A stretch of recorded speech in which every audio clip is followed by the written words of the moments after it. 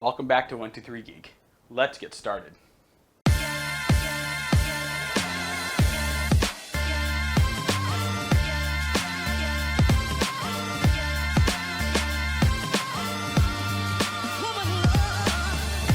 Thank you so much for coming back to 123 Geek. And this video is going to be about anime. It's actually an anime review video. We're going to be going over One Punch Man, Rising of the Shield Hero, and Fruits Basket. So I'd like to start with Rising of the Shield Hero. So I recently started watching this anime, and I've made it through quite a few episodes. And I'd like to talk about. I think this is a very well-made anime. The animation is fantastic. I really do like the animation in it, and the story is really good. It's actually a really it makes sense. It's about somebody that is, at first he's excited to become this shield hero, but then he starts to realize that he's not entirely wanted, and he seems to have a soft spot for people or things that are unwanted. And one of the things that I do like about this anime is that it doesn't heavily rely on fan service to push forward the narrative of this character, and that generally happens quite often. In the first episode, I started to feel like, uh-oh, it's going to be one of those animes where they use a lot of fan service to push forward the story, and it's going to be like this whole running gag thing, and it really wasn't. And what I hoped as I was going through the first season or the first episode was that there was going to be quite a bit of like comedy, and but as I've kind of progressed forward, it seems to be more based around drama, which I actually really do like drama. And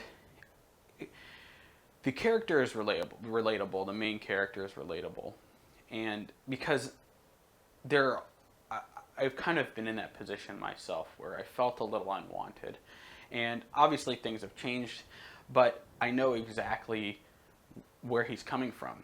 He just wants to live his life. He wants to do what's right, and he wants to be around people that that want him. And that drives a big narrative home for me personally. However, like I said, the anime itself is really well written. The art style is amazing. The action sequences are really well done. There's multiple paths for each character that is introduced into the anime, and it progresses at a steady pace, which is that's. I think some animes are really fast to get started, and they don't really have too much to give regarding regarding story. Like, the progression is always there, but they don't. You can't really tell the person or the character's feelings, and this is very heavily dependent on his feelings and what he's going through exactly. So, I mean, that's a major thing for me, and I really do enjoy it. And like I said, the anime is fantastic. If you haven't seen it, please, reach out. They have it on Crunchyroll. That's where I'm watching Crunchyroll and VRV. So that's where I would check that out. So I'd like to move on to One Punch Man, Season 2. So first season, fantastic. Loved it. Great anime. Hilarious. I mean, Saitama, come on. The guy is... it's one of those animes where, I want people to see it, but a lot of people are like, oh, it's an action anime, it's like... But the character itself is so hilarious, because I always thought to myself, it must be what Superman feels like. He is technically the strongest of all of superheroes, technically, at least in the DC universe. Well, Saitama is kind of like that. He is the strongest superhero, and and it's funny because of his his drive for wanting to be to fight somebody as strong or stronger than him, because he misses is that pump, that excitement. In the first season, it really drives home that point about him. Let's talk about the second season. I am having a hard time getting through it. The animation is different, and you can tell it's different. Saitama doesn't seem weaker, but he seems less important to the story, and they really focus on the antagonist, the main antagonist, and honestly, it doesn't feel the same. It doesn't feel like the same anime. The characters are the same people, but the animation is very odd. It's not bad animation, but it seems like they didn't give as much care to season 2 as they did to season 1. From what I understand, they switched studios. The first studio, actually, what they did is they hired a bunch of different, like basically freelancers, but the best of their kind. And actually, from episode to episode, each freelancer had their opportunity to kind of do their style, but keep the same kind of style. And you can definitely see it, especially with the way that like the explosive punches happen, and the characters kind of like evaporate, or it gets very sketchy, like it's like very sketched, hand drawn looking. And I loved that from season 1. This one, it's almost like it's too perfect. It's too solid, and it takes away that charm. And the charm was like a big thing for me, and actually it was a big thing for a lot of people. So it's kind of one of those things where it's hard to push through, and they need to have more Saitama being Saitama, and not so like there were episodes where Saitama literally sat in a chair, and that was it.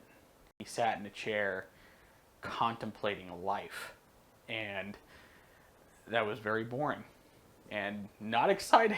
It wasn't a very good episode, in my opinion.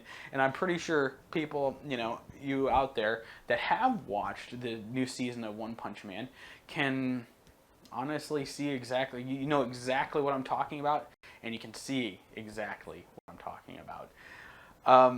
But overall, it was it's still One Punch Man. It's just harder for me to, so it's hard to chew on for me. At least season 2 is. Season 1, fantastic. So, Fruits Basket.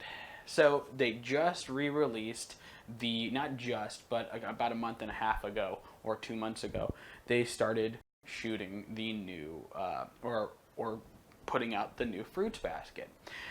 I've had a problem with these recreation animes, and I watched a couple episodes of Sailor Moon, Crystal, and those were bad. They were really bad. But this one, they did a really good job. It's really nice. The animation is nice. It almost feels like they took the old one and they wrote a love letter to it. And that's really what it feels like with the new Fruits Basket. The characters, they're all the same. They still act the same. And the story is basically the same as the first one. But animation is great. The art style is great. They didn't cut any corners on it. And, it seems like a very good, it seems like a very good love letter, a very good recreation. A lot of animes kind of fail to do when they, remake an anime series. So, Fruits Basket, if you haven't seen it, you should go check that out. So, a little surprise piece here. Carole and Tuesday. So, this is an anime that was created by the same artists not the same creator of Cowboy Bebop, but the same art studio and the same studio that created Cowboy Bebop. But it is, I haven't had a chance to watch it because it's specifically, it's funded by, in the U.S., funded by Netflix. It hasn't come out yet. It should be coming out within the next couple of months. They've finalized the series, and I'm not sure if it's one season or if it's going to be 2 seasons, but it is at 24 episodes. And as you know, as an anime fan, 24 or 26 episodes or so. Right now it's at 24 episodes. I believe it's done. It should be coming to Netflix within the next couple of months. Anyways, thank you so much for stopping by. Please subscribe, hit the like button. That would really help me. And please remember, folks, at 100 subscribers, so if you can get people to subscribe, at 100 subscribers, I will be having a giveaway, and it will be a special giveaway.